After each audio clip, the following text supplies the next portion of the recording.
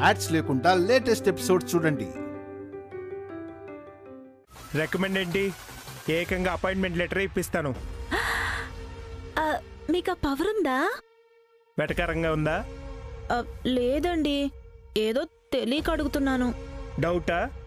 ఒక్క నిమిషం.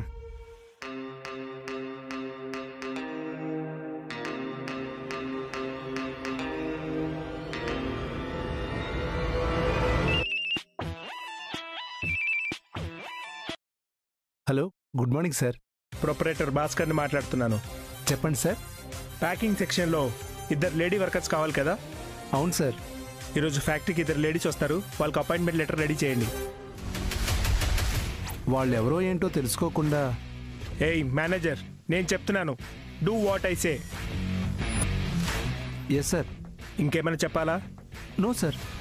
ఓకే. ఇప్పటికైనా నమ్ముతావా? వాళ్ళని ఈరోజే ఫ్యాక్టరీకి వెళ్ళమని చెప్పు. చాలా థ్యాంక్స్ అండి, చాలా థ్యాంక్స్. మీరెంత తెలివైన వాళ్ళో. అది ఇప్పుడు తెలిసిందా? మీరు చేసిన ఈ పనికి చాలా గర్వపడుతున్నాను. తర్వాత పశ్చాత్తాపడతారు కదా? పశ్చాత్తాపం ఎందుకు? తర్వాత తెలుస్తుంది. ఏం తెలుస్తుంది? మీరు ఎంత గొప్ప పని చేశారో. ఏదో తేడాగా ఉంది. తేడాగా ఉన్నట్టు అనిపిస్తోందా? నీకెలా తెలుసు? తెలివైన వారికి అన్నీ అలా తెలిసిపోతాయి.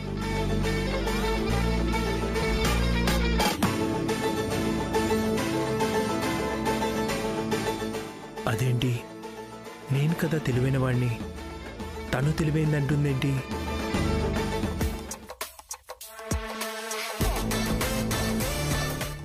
ఫ్యాక్టరీలో తను పనిపించింది వసూకని తెలిస్తే ఈయన ముఖ చిత్రం ఎలా ఉంటుందో, అఖిల్ని ఎలా ఫేస్ చేస్తారో ఏంటో.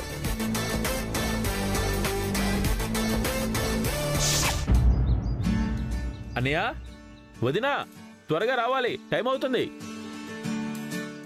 రవి, వస్తున్నాను.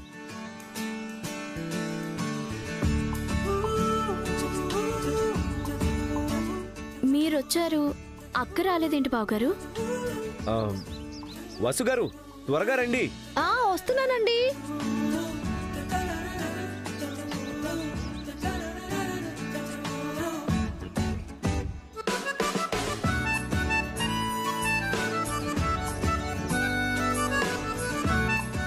ఏంటోదినా, లేట్ అయింది? మీకు మాకు భోజనం రెడీ చేస్తాను రవి. మనం పని చేయటానికి వెళ్తున్నాం, తినటానికి కాదు. తింటేనే కదా పని చేసేది. కరెక్టే వదినా, తినగలవాడికే కండు ఉంటుంది, కండగలవాడే మనిషి. అక్క, ముందు కూర్చుంటావా వెనక కూర్చుంటావా? వెనక కూర్చుంటాను.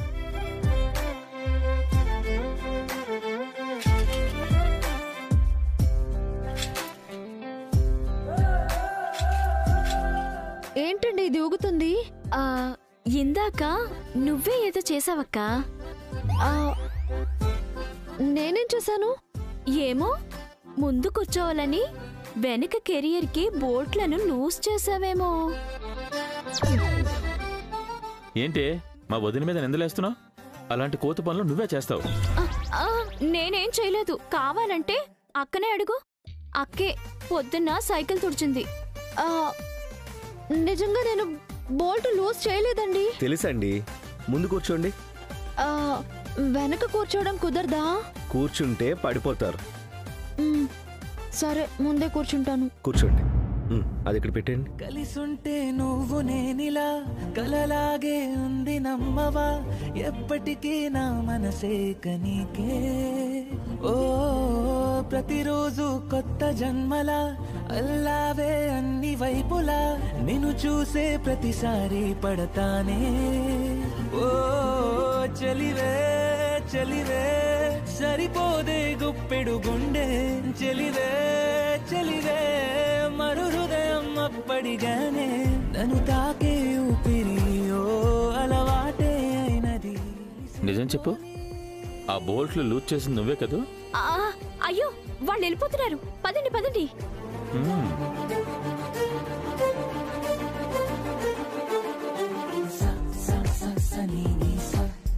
కవిత చూపే సొగస సస సస నినిస నినిస మాటే మూగబోయెను తెలుసా.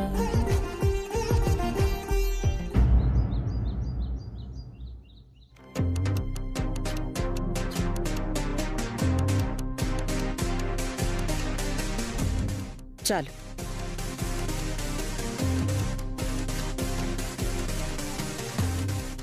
చాలు చాలు.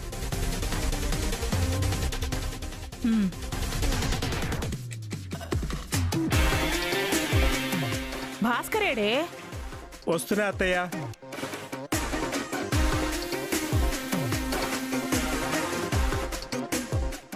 ఇంత లేట్ ఏంటన్నయ్య? నాకు ఒక పని అప్పచెప్పావు కదా, సక్సెస్ఫుల్గా అది కంప్లీట్ చేసుకుని వస్తున్నాను. ఏ పని బావగారు? అదేనమ్మా, మన ఫ్యాక్టరీలోకి 2 లేడీ స్టాఫ్ కావాలన్నారు కదా, వాళ్ళని అపాయింట్ చేసి వస్తున్నాను. ఏదో ఫారెన్ డెలిగేట్స్తో మాట్లాడినట్టు ఐఏఎస్ ఐపీఎస్ ఆఫీసర్స్ను అపాయింట్ చేసినట్టు అంత ప్రౌడ్గా చెప్తున్నావేంటన్నయ్య? వీళ్ళని మా ఆంటీ పనిలో పెట్టడం ఎలాగో నువ్వు చేసిన పని కూడా అలాంటిదే అన్నయ్య. నేనేం చేసినా నీకు తక్కువేరా. ప్రతిదీ చులకన చేస్తున్నావు, ఎగతాళిగా మాట్లాడుతున్నావు. వదిలేరా పెద్దోడా, తినేటప్పుడు గొడవలెందుకు? చిన్నాడేదో తమాషా చేశాడనుకో, అన్నా తమ్ముళ్ళు ఆ మాత్రం హాస్యం ఆడుకోరా ఏంటి? హాస్యం హాస్యంగానే ఉండాలి అత్తయ్య, అపహాస్యం కాకూడదు. అలా అయితేనే మీకు బుద్ధొస్తుందండి. ఓకే అన్నయ్య, చిల్. ఆంటీ, మీరు మాకు చిన్న ఫేవర్ చేయాలి. మీకోసం ఏం చెయ్యమన్నా చేస్తాను. నేను వచ్చిందే అందుకు. మాకు ఇంత ఆస్తి వచ్చినా మేం ఫ్యాక్టరీ కొన్నా కూడా మమ్మల్ని ఇంకా రామ్మోహన్ రావు గారి కొడుకులుగానే, సంస్కృతి ఈవెంట్స్ అతని రిలేటివ్స్గానే చూస్తున్నారు తప్పితే సొంతంగా గుర్తింపు రావట్లేదు అత్తయ్య. అందరూ మమ్మల్ని వేరుగా గుర్తించాలి. అందుకు మేమేం చేయాలి? సింపుల్. ఒక గెట్ టుగెదర్ పార్టీ అరేంజ్ చేసి సిటీలో ఉన్న సెలబ్రిటీస్, బిగ్ షాట్స్ ని పిలిచి మిమ్మల్ని మీరు ఇంట్రడ్యూస్ చేసుకోవాలి.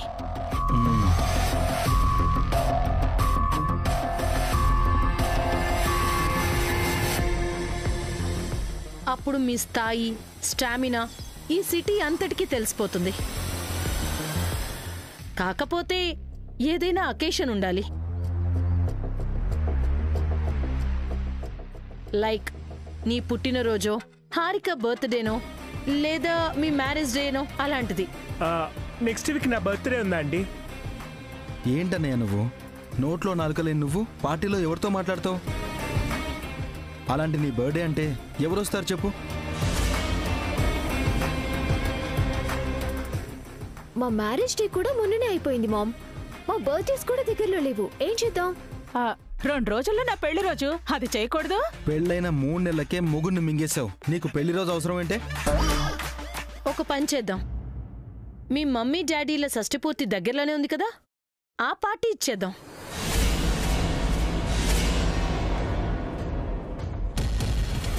Good idea aunty. సిటీ అంతా మా స్టేటస్ ఏంటో తెలుస్తుంది. అలాగే మా పేరెంట్స్ని మేమెంతలా లవ్ చేస్తున్నామో, రెస్పెక్ట్ ఇస్తున్నామో అందరికీ తెలుస్తుంది.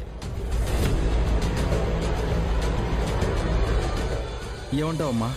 ఈ ఆడంబరాలకి, గొప్పలకి మా పెళ్లి రోజే కావాల్సొచ్చిందా? డబ్బులు అరక్కపోతే అన్నం తినడం మానేయండి. అంతేగాని హఠదిడ్డంగా ఉండే పనులు మాత్రం చేయకండి.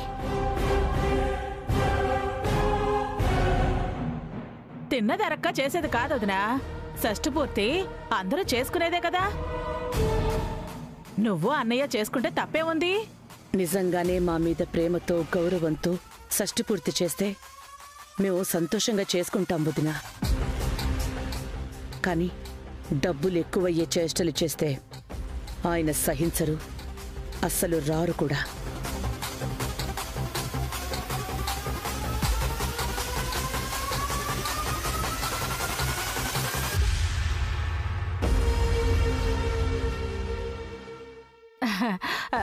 మా వదిన పాతకాలం మనిషి, మీరేం పట్టించుకోకండి సిస్టర్. పాతకాలపు మనిషి కాబట్టి డబ్బులు అరగకపోతే అన్నం తినండి అని మంచిగా చెప్తున్నారు పిన్ని. నా అలాంటిదైతే అన్నం కూడా అరగకపోతే గడ్డి తినాల్సి వస్తుందని చెప్పుండేది.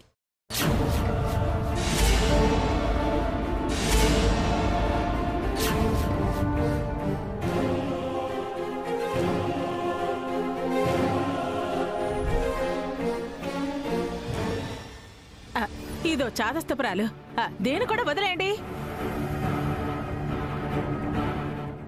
అయితే షష్ఠి పూర్తి ఫిక్స్ అన్నమాట. మరి మీ డాడీని ఎలా రప్పిస్తావు అఖిల్? చచ్చినా రాడు. ఇంకో అకేషన్ వెతుక్కుంటే బెటర్. నాన్నని ఎలా రప్పించాలో నీకు తెలియకపోవచ్చు, నాకు బాగా తెలుసన్నయ్య.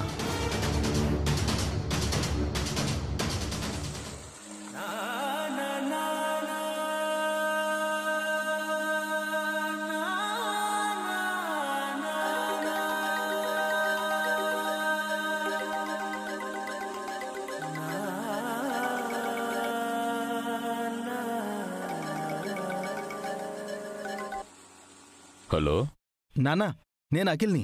ఏంటి? మీరు ఒకసారి ఇంటికి రావాలి నాన్న. ఎందుకు? మీ పతనం కల్లారా చూడ్డానికా? కాదు, అమ్మని చూడ్డానికి. మీ అమ్మకేమైంది? అమ్మకి కాస్త ఒంట్లో బాగుండట్లేదు. మిమ్మల్ని వెంటనే చూడాలంటుంది.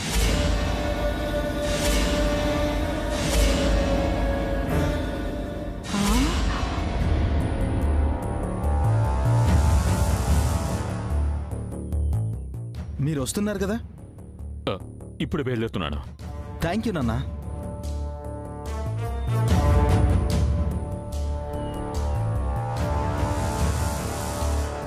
రాడు అన్నావు, పరిగెత్తుకుంటూ వస్తున్నాడు. నువ్వు genius Akhil. Give me high five. I appreciate you Akhil. నీలో పైకొచ్చే లక్షణాలు చాలా కనిపిస్తున్నాయి. Thank you aunty. మనుషుల సెంటిమెంట్స్తో బలహీనతో ఆడుకోవడం దుర్మార్గం రా, రాక్షసత్వం. అన్నయ్య, చేతగాని వాడు చెప్పే మాటలవి. ఏదైనా చెయ్యాలి అంటే ఏమైనా చెయ్యాలి. అది నా పాలసీ.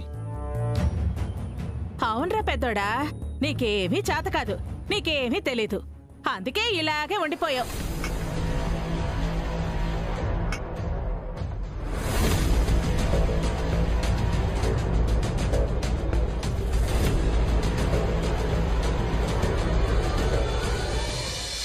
నమస్తే అన్నా. నమస్తే అన్నా.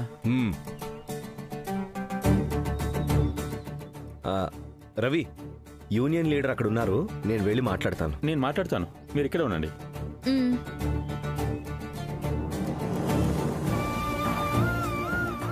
నమస్తే అన్నా. నమస్తే రవి. ఏంటి మీ వైఫ్ని ఫ్యాక్టరీ తీసుకొచ్చో? అభి అన్న వాళ్ళ మిస్సెస్ కూడా వచ్చారన్నా. మీకు నేను ఫోన్లో చెప్పాను కదా, ప్యాకింగ్ సెక్షన్లో మా వాళ్ళకి వర్క్ ఇప్పించాలని. సారీరా, ఇందాకే మేనేజర్ గారు చెప్పారు భాస్కర్ గారు ఎవరినో అపాయింట్ చేయమన్నారంట. అపాయింట్మెంట్ లెటరు, అగ్రిమెంట్ కూడా రెడీ అయిందని చెప్పారు. అదేంటన్నా, ఆ జాబులు మా వాళ్ళకే కావాలని చెప్పాను కదా. నువ్వు చెప్పావురా, కానీ ఇది మన వర్కర్స్ కోటా కాదు, మేనేజ్మెంట్ కోటా. వాళ్ళకి ఇష్టమైన వాళ్ళని అపాయింట్ చేస్తారు, నేనేం చేయలేను. అభిరామ్, ఇలారా. చెప్పండి అన్న. సారీ అభిరామ్, నేనేం చేయలేను. పర్లేదన్నా.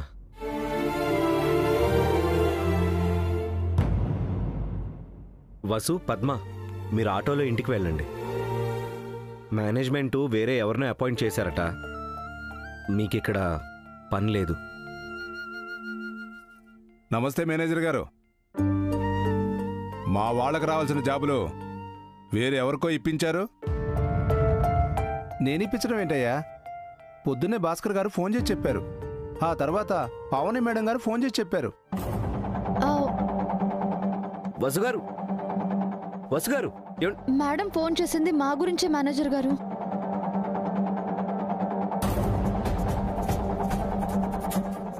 అయినా మీరెవరమ్మా? పేరు వసుంధర, తను పద్మ. అపాయింట్మెంట్ లెటర్లో మా పేర్లు ఉన్నాయో లేదో ఒకసారి చూడండి. ఒక్క నిమిషం.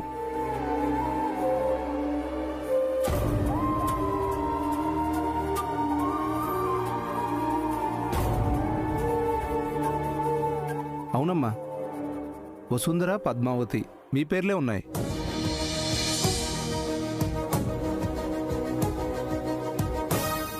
మిమ్మల్ని మేనేజ్మెంట్ రికమెండ్ చేసింది.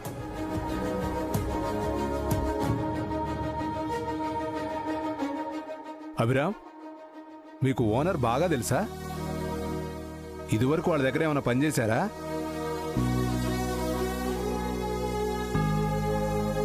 మేడం మాకు బాగా తెలుసు, అందుకే. అగ్రిమెంట్ అయిపోతే మేనేజ్మెంట్ తలుచుకున్నా మిమ్మల్ని జాబులోంచి తీసేయలేరు. మేనేజర్ గారు, అగ్రిమెంట్ మీద సంతకాలు తీసుకోండి.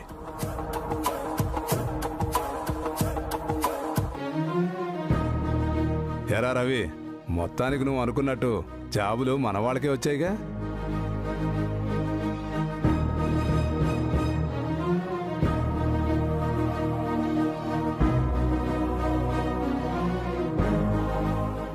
ఏంట్రా రవి, వాళ్ళకి ఎంత ఇన్ఫ్లుయెన్స్ ఉందని తెలిసి నన్నెందుకు హెల్ప్ అడిగావు?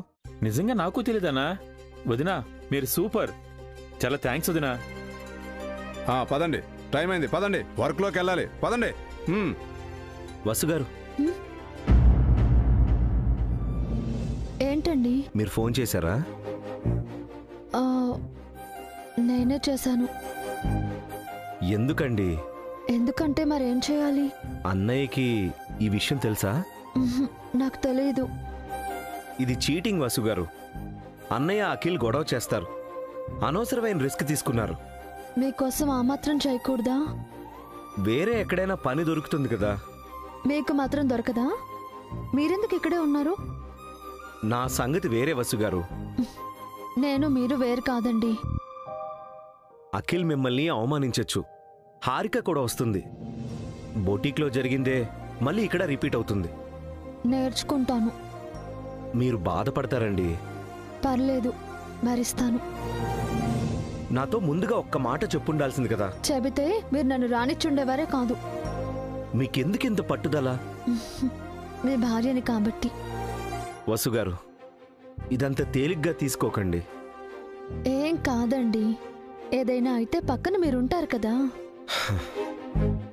మీరు ఎంత చెప్పినా వినరు కదా. సరే పదండి.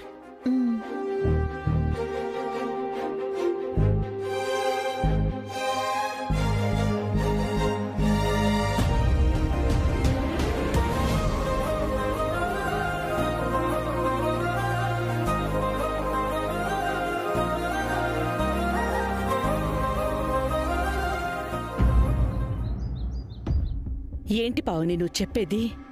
నాకు ఆరోగ్యం బాగోలేదని అబద్ధం చెప్పి ఆయన్ని ఇంటికి రప్పిస్తున్నారా? అవునత్తయ్య, వాళ్ళు అనుకున్న పని చెయ్యడం కోసం దేనికి వెనకాడట్లేదు. ఇంతలా దిగజారిపోయారా? కన్న తల్లికి ఆరోగ్యం బాగోలేదని అబద్ధం చెప్పి కన్న తండ్రిని బాధ పెడుతున్నారా? ఇలాంటి కొడుకుల్నా నేను కన్నాను? ఇలాంటి నీచుల్నా నేను పెంచి పెద్ద చేశాను? ఇలాంటి దౌర్భాగ్యుల కోసమా అభిని అనుమానించాను, వసుని అవమానించాను, తన కడుపులోని బిడ్డని కరిగించుకోమన్నాను? భగవంతుడా, బతికుండగానే నాకు నరకం చూపిస్తున్నావు కదయ్యా. ఇది చూడ్డానికా నేనింకా బ్రతికున్నాను? ఈ నరకం కోసమా నా భర్తతో వెళ్లకుండా ఈ దుర్మార్గులతో ఉన్నాను? ఇదంతా చూస్తూ కూడా నా ప్రాణం ఎందుకు పోలేదయ్యా? అత్తయ్య, బాధపడకండి. అవును, నేనిప్పుడు బాధపడకూడదు, కోపం తెచ్చుకోవాలి. అలాంటి కొడుకుల చెంపలు పగలు కొట్టాలి. ఆ వెధవలకి బుద్ధి చెప్పాలి. ఆగండి అత్తయ్య. మొక్కలనైతే వంచగలరు గాని వృక్షాలని ఏమీ చేయలేరు. చెట్టంత ఎదిగిన కొడుకుల చెంపల మీద కొట్టడం మీకే అవమానం. అలా అని వాళ్ళ ఆగడాల్ని చూస్తూ ఉండిపోవాలా పావని? నాకేమైందోనని ఎంతో ఆందోళనగా వచ్చే ఆయన నేను ఆరోగ్యంగా ఉండడం చూసి ఏమనుకుంటారు? సంతోషపడతారు. మీ ఆరోగ్యాన్ని మించిన ఆనందం మావయ్య గారికి ఏముంటుందత్తయ్య? అదే, వాళ్ళు ఆయనకి అబద్ధం చెప్పి ఆయనని రప్పిస్తున్నారే, అది తెలిస్తే? తెలిసినా మావయ్య గారు పెద్దగా బాధపడరు. మీకంటే ఆయనకి తన కొడుకుల గురించి బాగా తెలుసు, అర్థం చేసుకుంటారు. ఇప్పుడు నేనేం చెయ్యాలి పావని? సంతోషంగా షష్ఠిపూర్తి చేసుకోండి. ఆ పాపాత్ముల చేతుల మీదుగా చేసుకోవాలా? ఇంతకన్నా దురదృష్టం ఇంకొకటి ఉంటుందా? అదృష్టమో దురదృష్టమో మీ షష్ఠి పూర్తి చెయ్యాలన్న మంచి ఆలోచన వాళ్ళకొచ్చింది.